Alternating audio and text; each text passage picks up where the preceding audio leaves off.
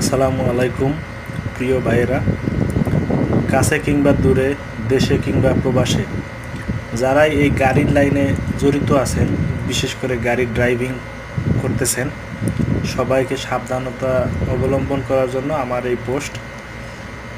আমার একটা বন্ধু গত শনিবার গাড়ি ড্রাইভ করে ও শহরের দিকে যাইতেছিল, তখন একটা দুর্ঘটনা ঘটে। ওর নাকি ঘুম আসছে, তো তারপরে ও অ্যাক্সিডেন্ট করে সৌদি আরবের মাজমা শহরে।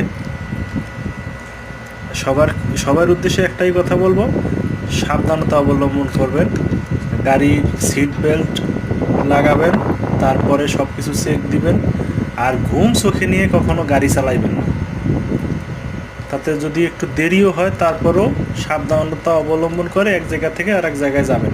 গাড়ির কিচ্ছু হয় নাই, ভিতরেও কিছু হয় নাই, তারপরে বাইরে চারপাশে কিছু হয় নাই, গ্লাসটা পর্যন্ত ভাঙে নাই। তো এই গাড়ি সামনের দিয়ে একটু ক্ষতি হয়েছে, আর ও মারাত্মকভাবে আঘাতপ্রাপ্ত হয়েছে বুকে এবং মাথায়, তারপরে ঠোঁটে। সবাইকে সাবধানতা অবলম্বন করার জন্য